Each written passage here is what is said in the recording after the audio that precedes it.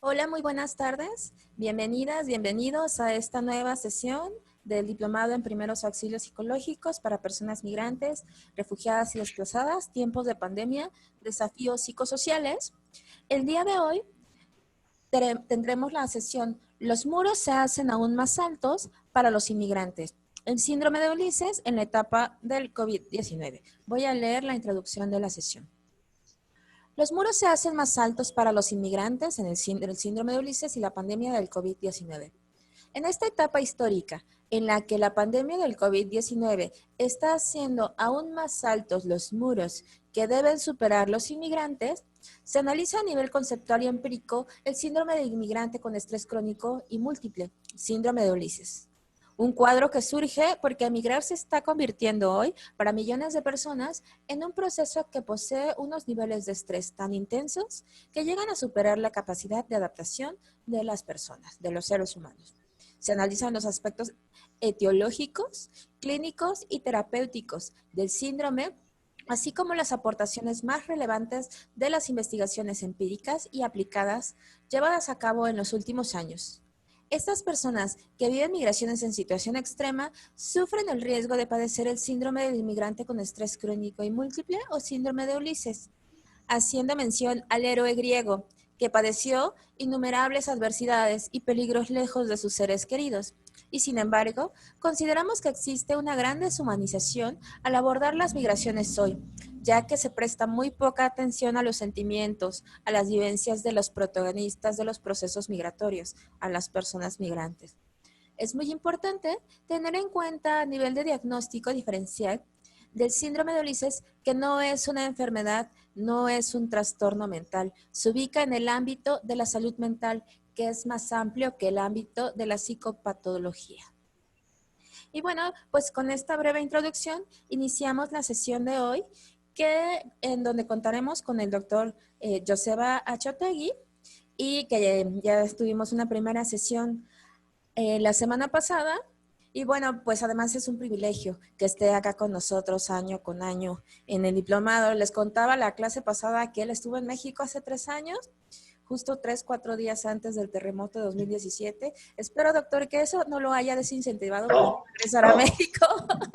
Y bueno, después en el lugar en el mundo donde se encuentra, pues desde allá imparte eh, pues la clase del diplomado. En el aula virtual están las clases de ese año y que fueron más o menos de 4 horas, cada una fueron unas clases súper bonitas, súper extensas, por si quieren volver a verlas y profundizar sobre el síndrome de Ulises. Antes de darle la palabra, le voy a leer, ahora sí voy a leer un poco más extensamente la semblanza del doctor, porque vale totalmente la pena.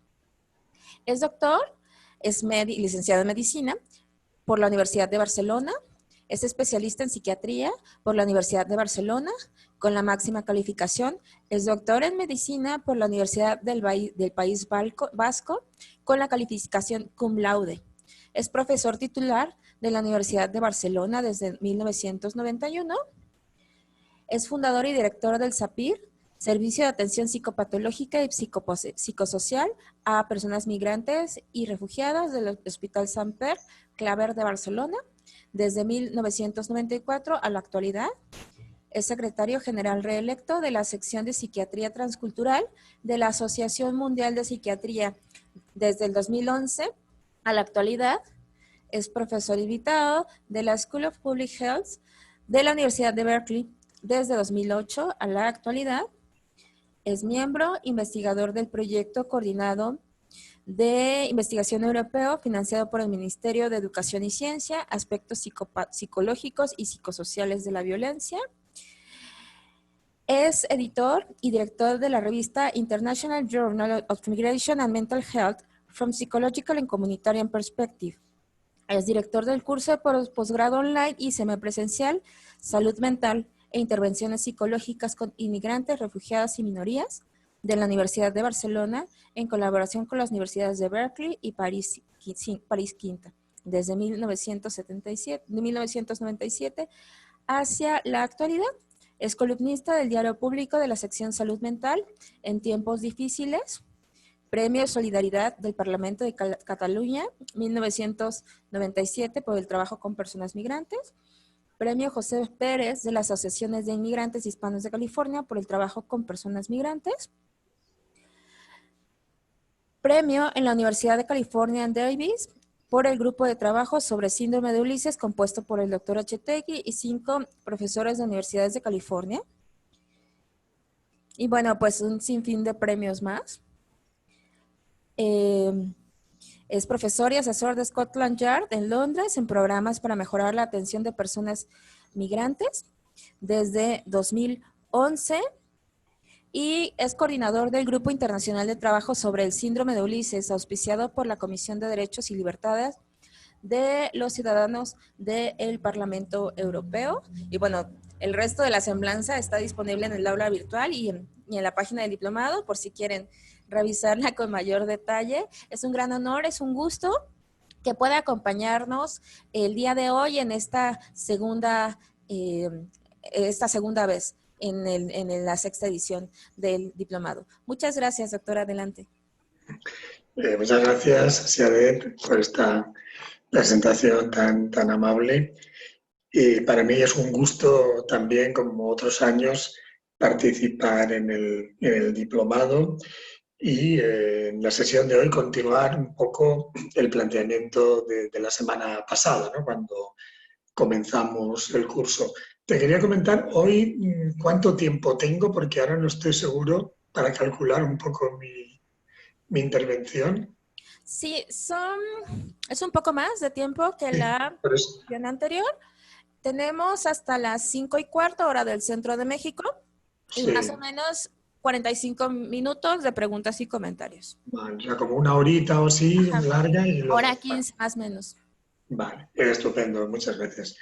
Estupendo, pues una vez más agradecer a Siadet, a Elio, a todo el grupo que organiza, a Liliana, Xochitl, todo el grupo que organiza este diplomado, que yo creo que es toda una aportación, ¿no?, a la reflexión sobre la situación de los inmigrantes a un nivel muy profundo, ¿no?, a nivel psicosocial, comunitario, psicológico.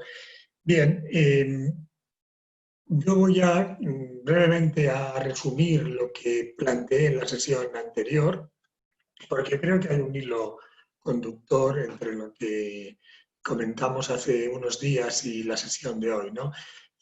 Hablábamos de la biopolítica como el conjunto de planteamientos que están detrás de nuestras intervenciones, es decir, qué filosofía, qué valores, qué ideologías hay detrás de lo que hacemos, porque, como comentaba el otro día, lo que hacemos no es tan inocente, entre comillas, no es tan técnico, tan profesional, no, está muy cargado de perspectivas, de prejuicios incluso, de planteamientos previos. Entonces es muy importante pararse a reflexionar también sobre eso, lo que hay, podemos decir, detrás de lo que hacemos, ¿no? Y el otro día, por ejemplo, comentábamos cómo la idea de la locura, del trastorno mental, de la sexualidad, todo eso no es tan sencillo, no es una simple técnica que se aprende en un manual y se aplica. Detrás de eso hay tanta ideología como técnica, hay tanto aspecto de valores, de conceptos, como decía antes, incluso de prejuicios muchas veces, que de conocimientos operativos y absolutamente tecnificados.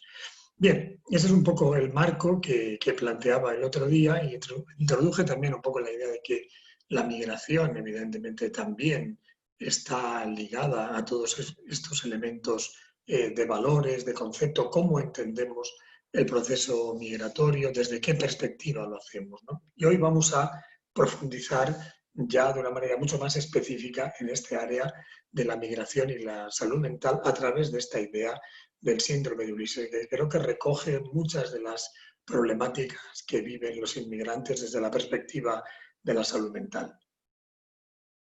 Bien, claro, evidentemente el título de la sesión era el síndrome de Ulises en la era o en la etapa, esperemos que sea etapa, que no sea una era, esto no dure no dure mucho, del COVID-19. Fijaros hasta qué punto esta situación ha sido impresionante, que cuando comenzó la pandemia se produjo un cambio en la ruta migratoria entre Europa y África, algo que nunca habíamos visto. Comenzaron a desplazarse las pateras desde Europa a África, porque África no tenía entonces el COVID. Se pagaban 5.000 euros por una plaza en una patera para salir de Europa. Gente que muchas veces había llegado hacía poco, jugándose la vida, se la volvía a jugar para escaparse porque Europa era algo terrible desde la perspectiva de lo que se estaba padeciendo con la pandemia. O sea, fijaros hasta qué punto hemos vivido y estamos viviendo una etapa realmente muy complicada. Necesitaremos tiempo quizás para entender más en profundidad qué hemos estado viviendo. Bien, luego volveremos, porque al hablar del síndrome de Ulises veremos cómo ha afectado exactamente la pandemia. Y primero quiero hacer un planteamiento más general y luego iremos viendo aspectos más específicos ligados también a la propia pandemia. La primera idea que a mí me gusta siempre plantear es la reflexión de que realmente todo el tema de la migración está bastante deshumanizado. Es decir, sí que se habla de migración, pero sobre todo a nivel económico, demográfico, sociológico, lo cual evidentemente también es importante. Pero qué poco se habla de los sentimientos, de las emociones, de los auténticos protagonistas de la migración, que son los migrantes, las personas que migran, porque la migración es un constructo, es algo abstracto, es un planteamiento teórico, pero un inmigrante no es nada teórico, es una persona que cuando le miras a los ojos realmente te lo está diciendo todo, es decir, va mucho más allá de los aspectos meramente conceptuales. Y creo que es importante acercarnos a la persona, al protagonista realmente de todo esto. Contrariamente a lo que a veces se dice, los seres humanos somos buenos emigrantes. Science, en un artículo reciente, planteaba que seguramente somos una de las mejores especies dotadas para la migración. No es muy difícil de demostrar esto. Hay humanos como nosotros viviendo en las tundras, en lugares increíblemente inhóspitos, en los desiertos. Nadie duda de que pronto iremos al espacio, a la que se pueda, mucha gente ya está queriendo apuntarse. Pero no solamente de cara al futuro, si miramos atrás, ya todo el grupo de primates humanos ha sido un grupo muy emigrante. Antes de nosotros, 20 especies de primates humanos ya emigraron, ya salieron de África. El último grupo hemos sido nosotros. Por ejemplo, sabemos que hace 3 millones de años los Australopithecus salieron de la zona este de África hacia el norte. Hace 2 millones de años el Homo erectus hizo lo mismo. Hace 1 millón de años el Homo ergaster también marchó de la parte este de África. Y hace 10.000 años salimos los Homo sapiens sapiens, nuestra especie, y también cogimos la misma ruta hacia el norte de África, hacia la zona de Oriente Medio. De suyo, por estudios de ADN mitocondrial femenino y de cromosoma Y masculino, tenemos datos hoy en día muy corroborados de que la mayoría, no todos, pero la gran mayoría de los humanos del planeta provenimos de una gran migración que sucedió hace unos 100.000 años y que provenía de esta parte oriental de África. Es decir, vemos que ya esto además tenía una historia previa de otras muchas migraciones anteriores. De suyo, nosotros todavía seguimos siendo primates africanos. Nuestra temperatura está regulada a la temperatura media de la sabana africana. Por eso buscamos el calor, la luz, el sol, porque es nuestro hábitat de origen.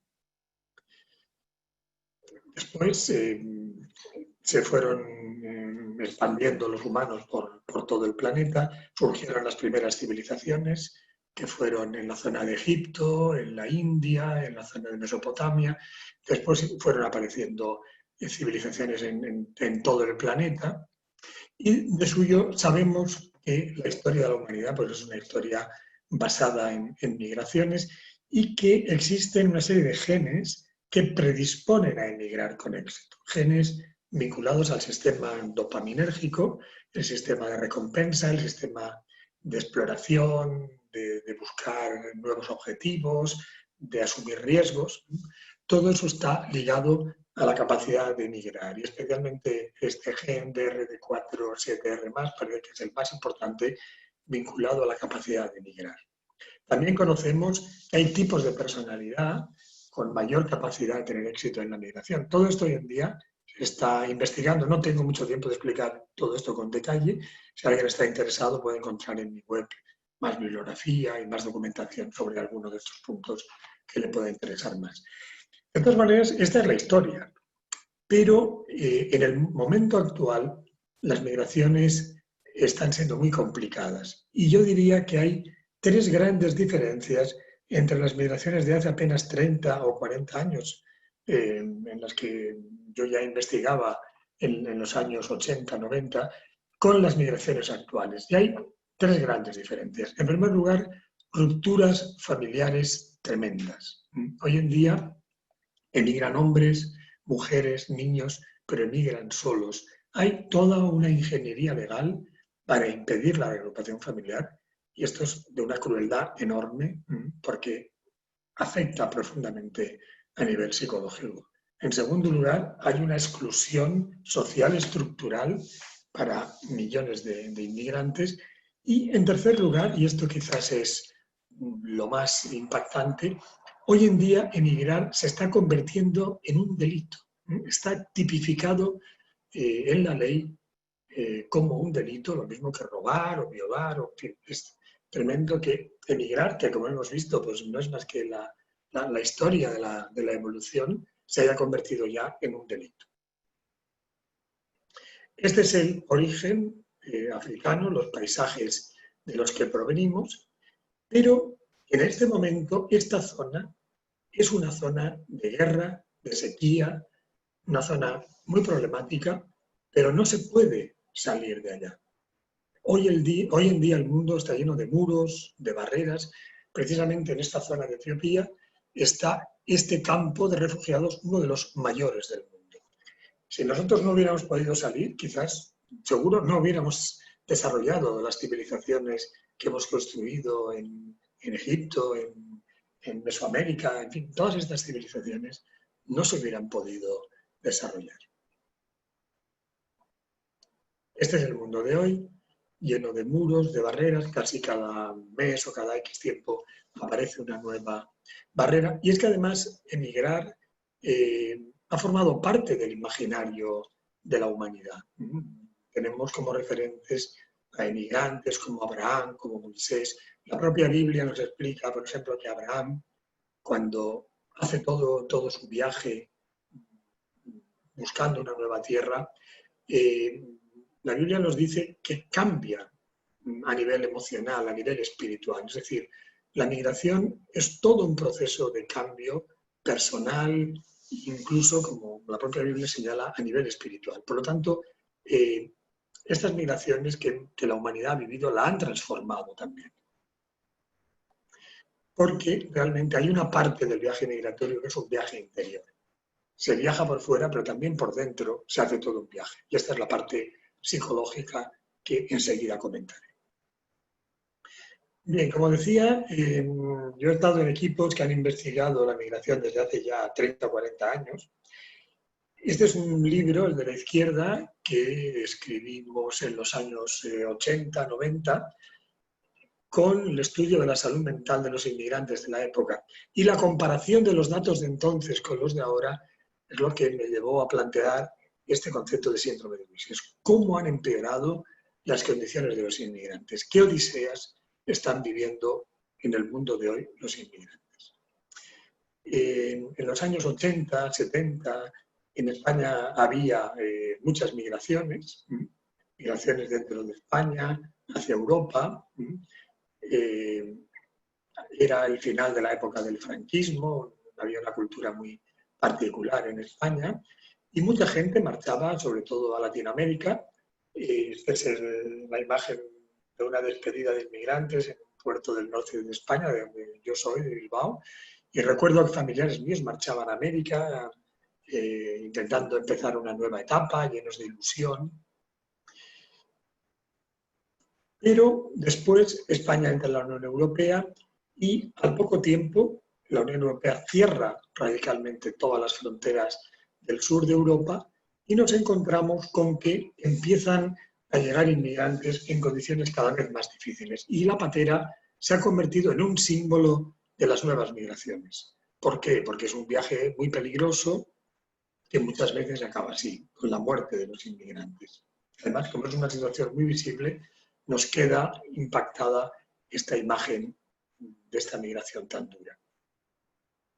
Todos conocemos estas imágenes, las hemos visto en la prensa. Yo he estado también en la zona sur de España y he visto la llegada de estos inmigrantes y he podido comparar lo que era la migración de mis parientes que marchaban a América en condiciones difíciles, pero con posibilidades de salir adelante, en relación a la situación de estas nuevas migraciones en situación extrema que estamos viviendo actualmente. Estas son imágenes que también todos hemos visto en la prensa. También hay gente que ayuda.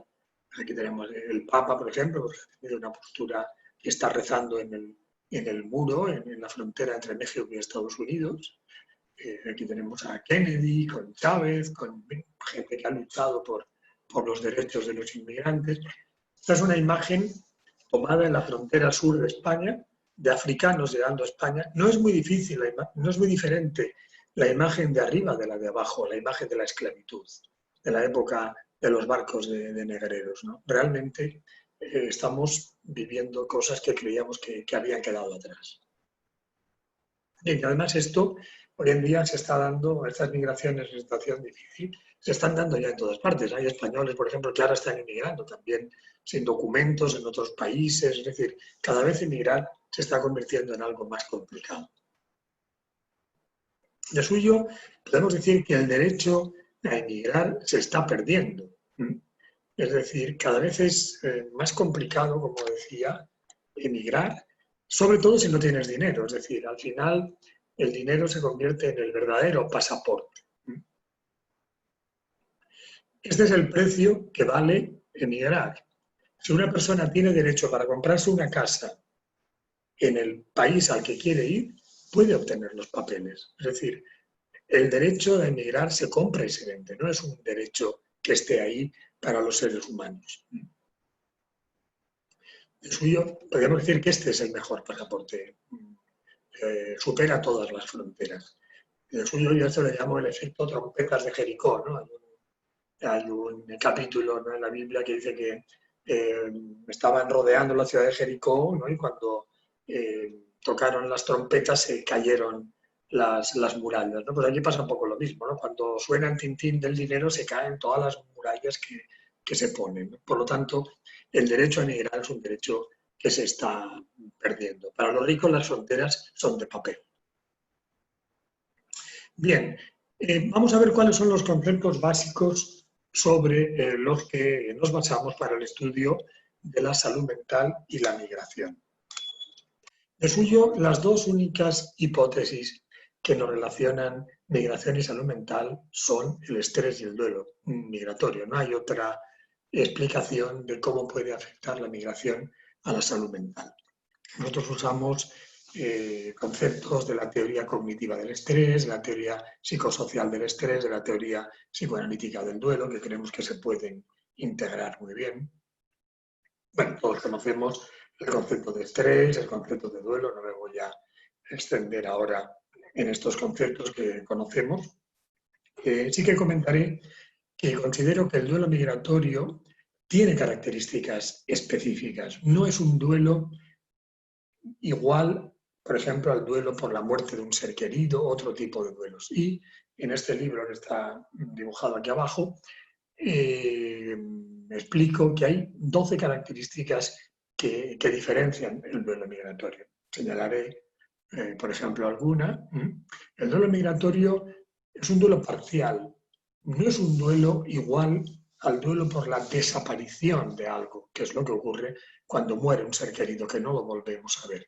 El duelo migratorio es un duelo por una separación, porque el país de origen sigue estando allá, sigue siendo posible contactar con él, incluso en muchos casos es posible regresar. Cuando alguien muere, pues lo perdemos para siempre, ¿no? Entonces, realmente es un duelo que tiene características diferenciadas. Los otros 11 elementos, pues si alguien tiene interés, los puede indicar con más detalle en el libro. Entonces, otro planteamiento sería también que hay 7 grandes duelos en la migración. La familia y los seres queridos, la lengua, la cultura, la tierra, el estatus social, el contacto con el grupo de pertenencia y los riesgos para la integridad física. Es decir, prácticamente todo. Cuando uno emigra, cambia todo lo que le rodea. Por eso tiende a emigrar gente joven, gente fuerte, porque no todo el mundo se ve con ánimos de tener que adaptarse prácticamente a todo. Pero este duelo migratorio es solamente una parte de lo que la persona vive en la migración.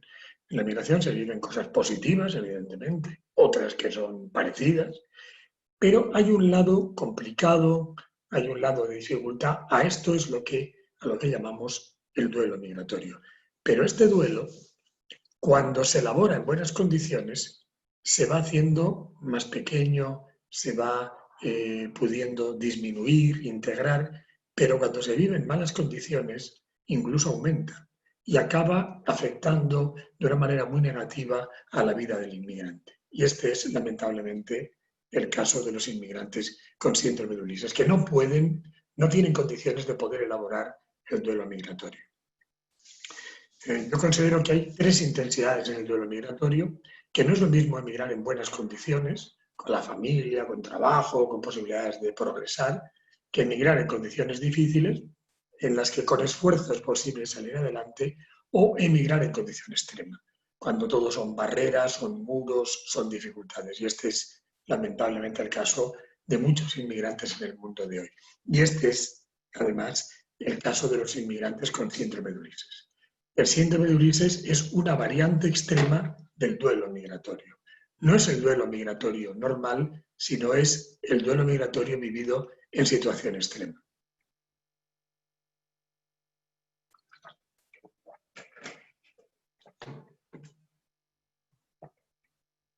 Bien, hay 2 conceptos que son muy importantes desde el punto de vista de la salud mental. La vulnerabilidad, las limitaciones que tiene la persona para superar los problemas. No es lo mismo emigrar ciego, cojo, con un infarto, con una psicosis, con una historia llena de traumas, que emigrar en buenas condiciones físicas y mentales. Pero también es muy importante ver qué ocurre allá donde va el inmigrante. Si le ponen muros, si hay persecución, en fin. Entonces, estas 2 variables que luego veremos con más detalle en una escala que tenemos para estudiar el duelo migratorio, son fundamentales para comprender toda la dinámica de la salud mental del inmigrante. Esta es la escala que luego comentaré con más detalle. Bien, desde una perspectiva general, salud mental, psicopatología e inmigración, hoy en día sabemos que la patología psiquiátrica es universal, es decir, hay trastornos mentales, psicosis, depresiones, pues en la India, en África, en América, en Europa, en todas partes. Es verdad que hay elementos culturales que hacen que la expresión no sea igual, pero consideramos que la patología psiquiátrica es universal. Lo suyo, si miramos los estudios epidemiológicos sobre la salud mental de los inmigrantes, vemos que el único trastorno que está algo incrementado en la población inmigrante es la psicosis. Está un poco más elevado que el porcentaje de la población autóctona. Y especialmente se ha visto que hay más psicosis cuando el inmigrante está aislado de su comunidad. Esta es una investigación muy interesante que se hizo en Inglaterra y se vio que cuando un inmigrante está con su comunidad tiene menor riesgo de psicosis que cuando queda solo, separado de su grupo. Pero, ¿qué ocurre también? Que cuando un inmigrante se queda demasiado cerrado en su comunidad, eso también da lugar a que progrese menos en la sociedad de acogida. El inmigrante que se mete más en la sociedad de acogida también tiene más oportunidades de progresar. Entonces, hay que tener en cuenta también ese matiz. Claro, aquí, sobre este dato que realmente tenemos, de que hay un poco más de psicosis en los inmigrantes, se plantea todo un debate. ¿Por qué será? Es curioso porque la hipótesis que he señalado antes de una activación dopaminérgica es una de las hipótesis farmacológicas de la psicosis, ¿no? Que hay un incremento de actividad dopaminérgica en gente muy activa mentalmente que se pasa, por decirlo así, de rosca, ¿no? De tanta actividad que tiene. Pero hay otra hipótesis comunitaria, psicosocial, que yo creo que es más importante, y es la que nos dice que hay una clara correlación entre exclusión social y psicosis. Cuanta mayor exclusión social hay en una comunidad, mayor riesgo de psicosis hay en esa comunidad. Yo creo que pesa más la exclusión social que la dopamina. De suyo, por ejemplo, los niños que sufren de privación social tienen 11 veces más posibilidades de padecer psicosis y 4 veces más posibilidades de padecer trastornos no psicóticos. Los niños de padres no psicóticos que han vivido de privación social tienen 7 veces más probabilidad de padecer psicosis. Es decir, hay una gran correlación entre la pobreza y la exclusión social y la psicosis. Bien, de todas maneras, los inmigrantes no tienen en general un índice mayor de trastorno mental que los autóctonos. Hay este dato de la psicosis que, en fin, no es importante, muy importante estadísticamente, pero en general no tienen ni mayores trastornos de ansiedad, ni obsesiones, ni trastornos fóbicos, por muchas investigaciones que ya se han ido realizando. Entonces, lo que la mayoría de los inmigrantes vive es una situación de sufrimiento psíquico, de estrés, ligado a unas condiciones extremas que la sociedad les hace vivir. Y es aquí donde está el área del síndrome de Ulises, el área del estrés, del sufrimiento psíquico, que es lo que afecta a la mayoría de los inmigrantes, que son gente fuerte, gente resiliente y solamente un pequeño porcentaje desarrolla trastornos mentales. ¿Qué es el síndrome de Ulises? Síndrome de Ulises, ya lo hemos dicho, es una variante extrema del duelo migratorio. No es emigrar en buenas condiciones, sino es emigrar en condiciones extremas. Y hay dos factores. Por un lado, los estresores extremos, es decir, las dificultades que la sociedad pone a estos inmigrantes, soledad, miedo, indefensión, y por otro lado, la respuesta que tiene la persona ante esta situación, los síntomas. Entonces, estos dos factores, los estresores y los síntomas, es lo que va a definir este cuadro. ¿Cuáles son estos estresores? La soledad forzada, el fracaso del proyecto migratorio, la lucha por la supervivencia y el miedo y la indefensión. Estos estresores se potencian ahora en el COVID-19 porque la situación se ha hecho mucho más complicada todavía para los inmigrantes. Bien, el primer estresor es la soledad forzada.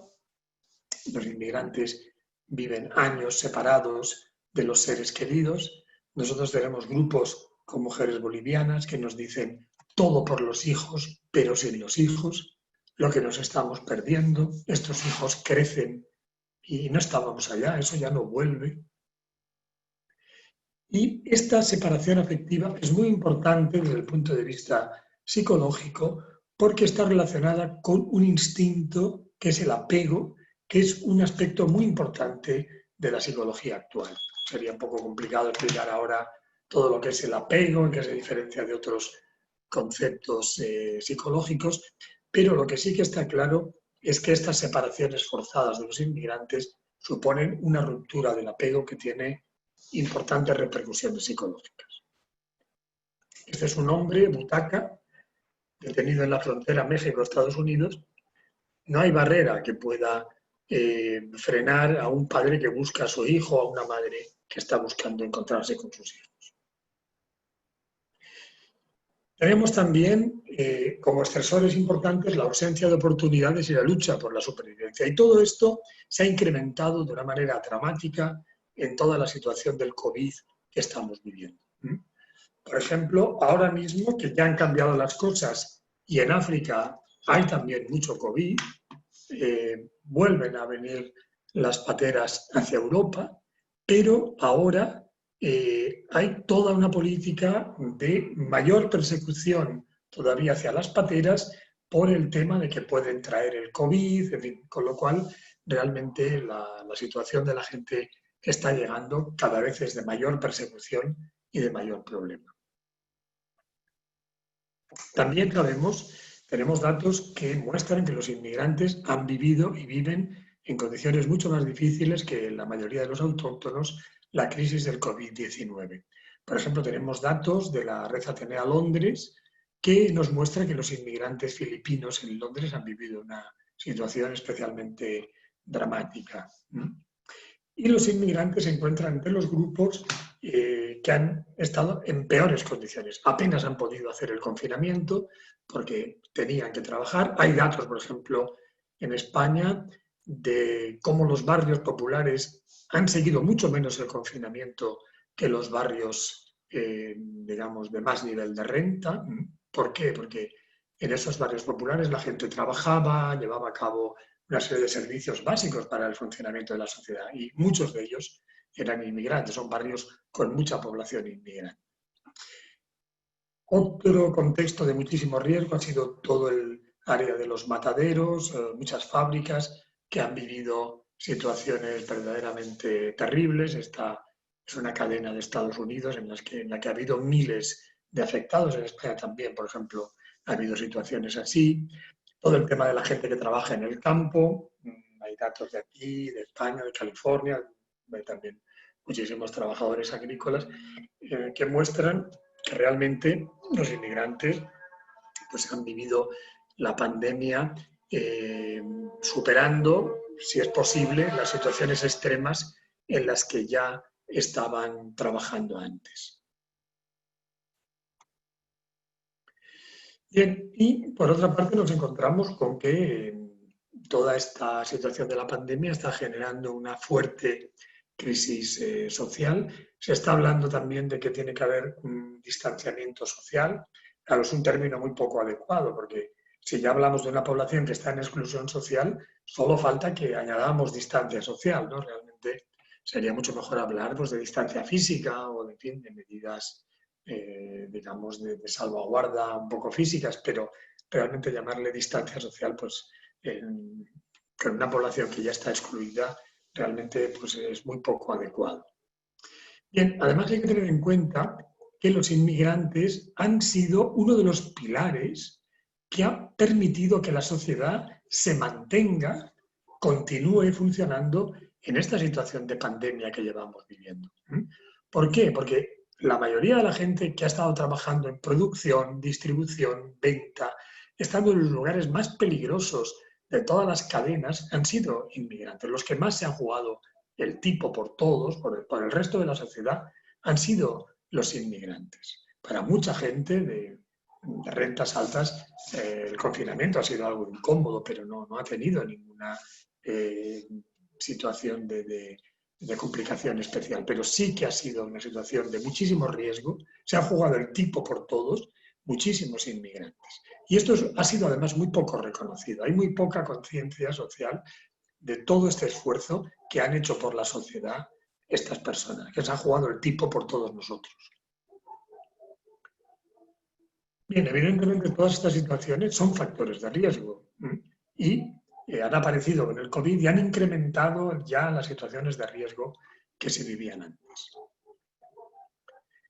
Además, muchísimos de estos inmigrantes están indocumentados, lo cual supone, ahora que estamos hablando de que hay mucha crisis y de que falta dinero para la sanidad, para los rastreadores, pues un estudio reciente, por ejemplo, en España, mostraba que si los inmigrantes indocumentados estuvieran regularizados, con el trabajo que hacen y los impuestos que pagarían por el trabajo, habría dinero para realmente hacer muchísimas actividades, por ejemplo, sanitarias, que ahora no se pueden hacer. Es decir, que toda esta situación de irregularidad de los inmigrantes supone también una gran estafa para la propia sociedad, porque es un trabajo que no está llegando con impuestos a la administración. No solamente está por supuesto, lo más importante, el sufrimiento de estas personas, pero es que además, a nivel social, todo esto genera una situación realmente muy negativa.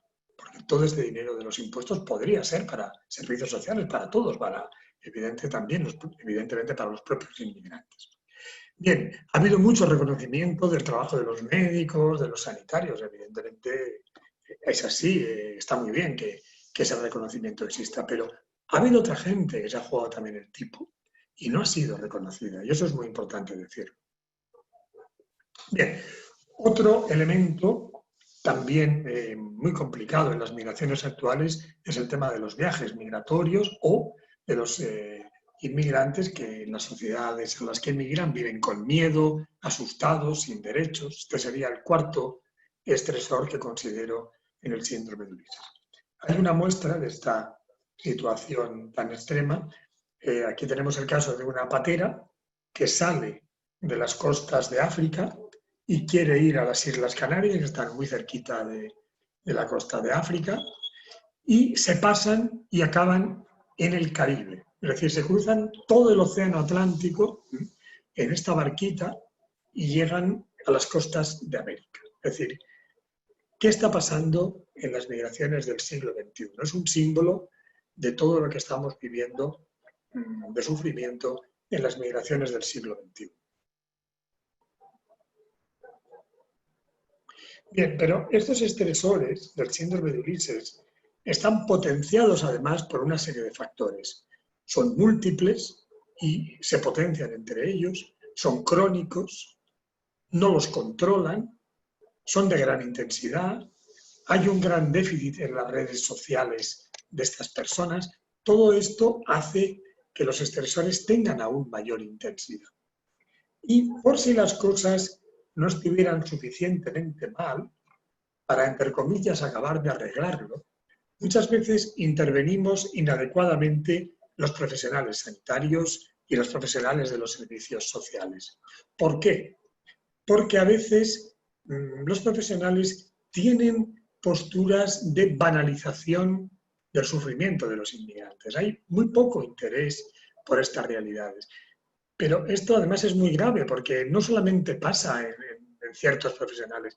Las propias organizaciones internacionales que deberían velar por los inmigrantes, la ONU, la OMS, realmente tienen muy pocos programas. Por ejemplo, la OMS tiene una enorme burocracia que tiene grandes problemas de eficiencia y realmente no están detrás de las realidades del mundo de hoy. Entonces, estos inmigrantes ya no tienen la protección de sus países porque ya no están allá.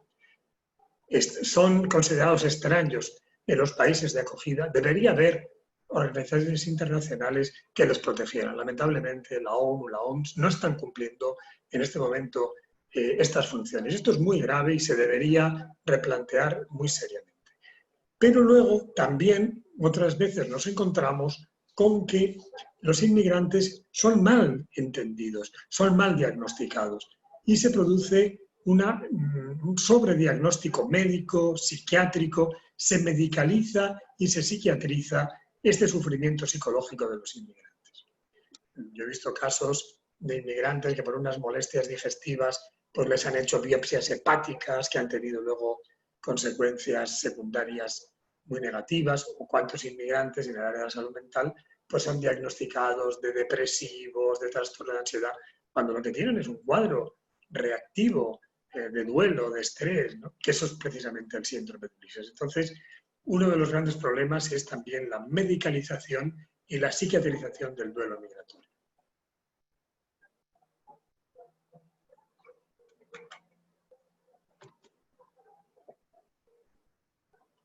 Bien, en realidad se habla de efecto llamada hacia los inmigrantes, pero yo creo que lo que existe es un efecto patada, es decir, hay todas unas políticas diseñadas para expulsar, atemorizar, aterrorizar, muy parecidas a las del mobbing, el bullying, cuando se intenta amedrentar a alguien. Bueno, todo este tema se da en todo el mundo. Nosotros tenemos esta asociación, que luego comentaré un poco más, la Red Atenea, en la que estamos compañeros de muchos países y vemos que la situación es muy parecida en todas partes. El mundo realmente está muy globalizado. Bueno, se ha visto ahora con este virus, ¿no? Que en 3 meses ha llegado a todo el planeta, ¿no? estamos muy interconectados, compartimos muchos más elementos de los que creemos, de modo de vida, de funcionamiento, y las condiciones de los inmigrantes son muy malas prácticamente en todo el planeta. Bien, ¿qué ha ocurrido con todo esto? Que el COVID ha reforzado los estresores del síndrome de Ulises. Podemos decir que tenemos una especie de síndrome de Ulises reforzado por esta situación que ha generado el COVID-19. Bien, voy un poco rápido. ¿Cuáles son los síntomas del síndrome de Ulises? Bueno, pues son síntomas de diferentes áreas, pero no son síntomas de trastornos mentales, son síntomas más relacionados con el estrés, con el duelo, con situaciones más de tipo adaptativo. Por ejemplo, tenemos síntomas del área depresiva como la tristeza, el llanto, pero con eso no se puede diagnosticar una depresión. Para diagnosticar una depresión tiene que haber apatía, ideas de muerte, enlentecimiento psicomotor. Porque alguien esté triste no se puede hacer un diagnóstico psiquiátrico. Entonces hay toda una psiquiatrización del duelo migratorio. Tenemos síntomas del área de la ansiedad, tensión, nerviosismo, tampoco es raro cuando una persona tiene tantos problemas, ¿no? Síntomas del área de la somatización. Nosotros vemos muchas cefaleas hasta tal punto que yo planteé este nombre, inmigraña, migraña del inmigrante, porque las dos palabras tienen la misma raíz, migración y migraña, ¿no? Para escribir menos, pues pusimos inmigraña. Realmente recoge cómo muchas veces el inmigrante expresa a través del cuerpo también este gran sufrimiento que está teniendo por estas condiciones de exclusión social radical. Y luego también es muy importante tener en cuenta la explicación cultural que da el inmigrante del sufrimiento. ¿Cuál es su cosmovisión, ¿no? Una cosmovisión que puede estar basada en elementos mágicos. Es muy importante respetar las distintas cosmovisiones que tienen las personas. Pero, como me decía un inmigrante al que le preguntaba por el tema de la brujería, me dijo, doctor, no se equivoque. Dice, a mí el mal de ojo me lo han echado las leyes que tienen ustedes en este país. No nos equivoquemos, no es nada cultural. Aquí hay unas leyes que son terribles, ¿no? Entonces, el inmigrante diferencia muy bien lo cultural de lo social. Bien, rápidamente, el diagnóstico diferencial, ya hemos dicho que este cuadro no es un cuadro que tenga que ver con una depresión. ¿Cómo se puede diagnosticar de enfermo depresivo a una persona que está dispuesta a ir 20 kilómetros o 20 millas, como queráis, corriendo a buscar un trabajo? ¿Pero qué tipo de depresivo es ese? Un depresivo se tumba y no quiere hacer nada, ¿no? Por lo menos esto es lo que se había planteado hasta ahora, ¿no? Entonces, realmente estamos confundiendo muchos elementos de lo que es la psicopatología. Otro trastorno que yo creo que se diagnostica mal en los inmigrantes es el trastorno adaptativo. El propio DSM nos dice cómo el trastorno adaptativo es un acusado malestar superior al esperable dada la naturaleza del estresor. En el síndrome de Ulises hay una respuesta proporcionada ante el gran número de estresores. No hay un malestar superior al esperable, es perfectamente esperable. En el trastorno adaptativo, la persona se toma un acontecimiento vital a la tremenda. En el síndrome de Ulises, la persona se toma una situación tremenda, pues tal como es. No está exagerando nada. Es decir, simplemente está respondiendo, intentando adaptarse a una situación extrema. Otro cuadro que se confunde con el síndrome de Ulises y está también para mí sobrediagnosticado es el trastorno por estrés postraumático. Para hacer este diagnóstico ha de haber no solamente un trauma, sino ha de haber pensamientos intrusivos importantes respecto de la situación traumática, conductas de evitación, apatía. De suyo, ya lo hemos explicado antes, venimos de una historia evolutiva de migraciones